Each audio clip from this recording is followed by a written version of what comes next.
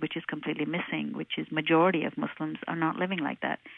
The majority of Muslims are peacefully coexisting with their neighbors in their communities, working very hard. They have become part of the American mosaic, part of the fabric of America. And, there's 6 to 8 million Muslims. That's what the statistics are. And all of them are, just like any other religious or immigrant community, restating themselves in the cultural milieu of America. But that is not the story that is told. So the image is very skewed in the media as to who Muslims are. And so we have to fight that. It's a huge battle for us because every time we have to defend the actions of people we have nothing to do with. Got it. You wrote in one of your posts at the Washington Post, "Time for a woman's jihad against violence." Explain that. Well, when we started the initiative that I was talking about, WISE, within it we created something that was ahead of its time. We created a religious council of Muslim women called the Shura Council, which would basically look at women's issues around the globe, examine it, and provide a legal opinion of some kind as to what do we really believe Islam says about this issue. So, for instance, we've looked at everything from honor killings to child marriages, the kinds of things that the American public always hears about through the media, incidences that happen in various Muslim countries, and female genital mutilation, those kinds of issues. And then we provide our own religious interpretation of that, and we examine it very carefully. And one of the meetings that we had, we looked around the room and we said, what is the most pressing issue for us Muslims right now? And everybody said, well, violence, not only in the home, but violence all over. In other words, we have to stop violence, and we cannot have domestic violence in the home, nor can we have extremist violence, the violence committed by extremism. And so we decided that Muslim women should struggle for waging their own jihad, which really means struggle, against extremism and all forms of violence. So we came up with a campaign called Jihad Against Violence, and we have 90% of our participants at a conference signed on to it, and they all agreed to it. It was an overwhelming majority that said, yes, we really need to get rid of extremism and violence from our communities. So we're hoping to roll it out around the globe so that we can start a peace movement. That would be wonderful. I know that your husband wrote a book called What's Right with Islam. What's it like to live together doing a calling together? Well, in some ways, my life was shaped by him entering into my life.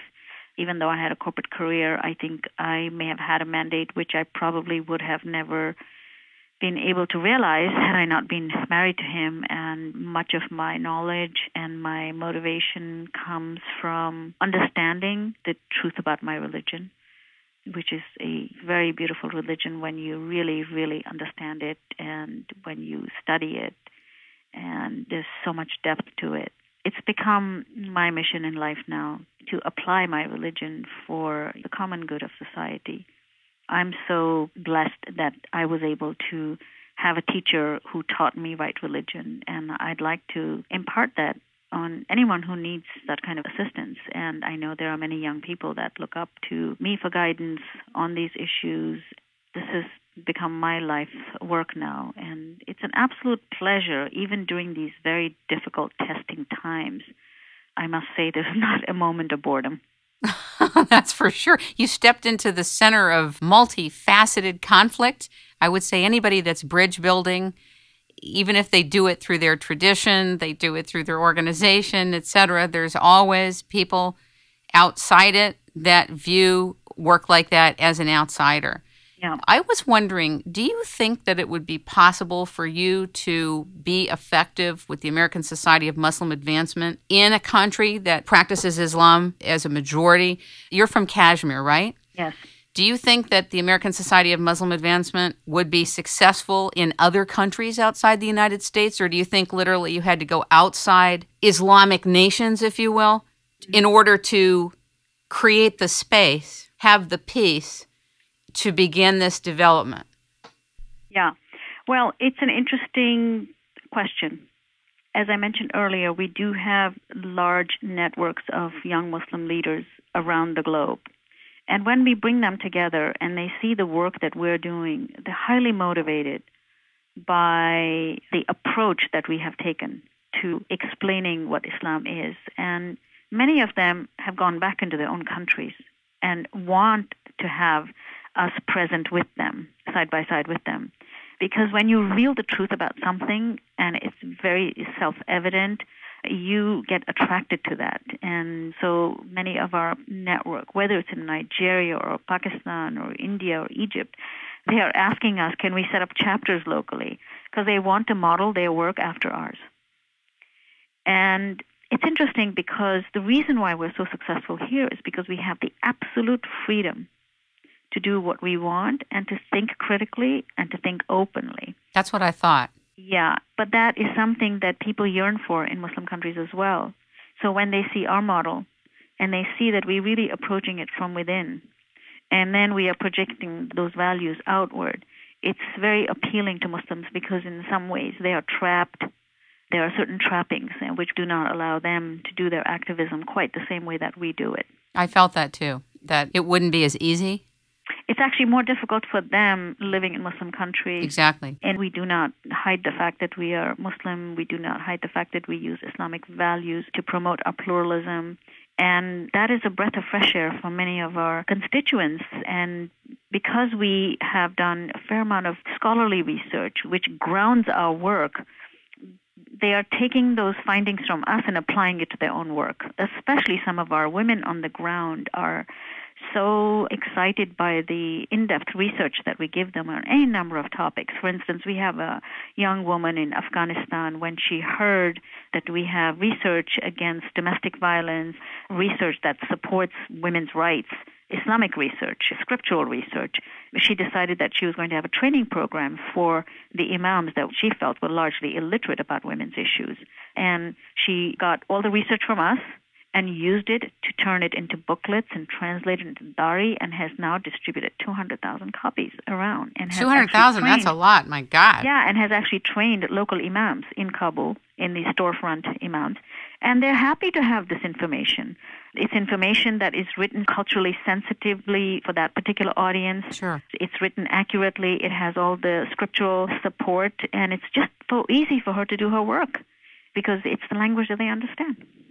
You have written in the Hunt Alternatives Fund, they have you down as a prime mover cultivating social capital. And in it, you are quoted as saying, Islam shares the ethical foundations of Christianity and Judaism. To love God and our fellow human being, commit to social justice, diversity, and pluralism, and struggle for moral uprightness. They put you down as a prime mover, which you are. My question to you is, do you miss building? Do you miss that? I went from building bricks and mortar to actually building people. I think it's really important to build people, human beings, and build minds. And because one person can move mountains. And I am now using my architectural, all the knowledge that I have in envisioning, implementing, and constructing, and applying that to communities and people.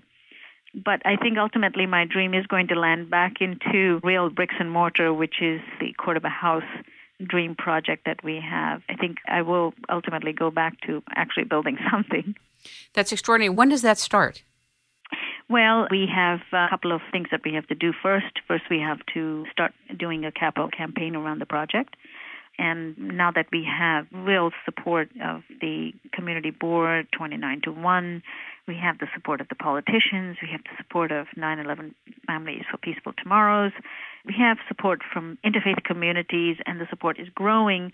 We believe that it's probably going to take us a solid year to do some fundraising. It's a large campaign. Is it a $50 million campaign? The project itself is at the scale of $100 million, okay. But most community projects are built with assistance from government bonds. So we will have to raise some money and then also go for some financial instruments to fund this project. Like what? Well, like bonds. Mm-hmm. Very, very interesting. When does your capital campaign begin, or has it already started? We haven't officially started it because we wanted to meet with the community board first to determine the scope of the project. For instance, a couple of things that came out of our discussion with the community board and those who opposed the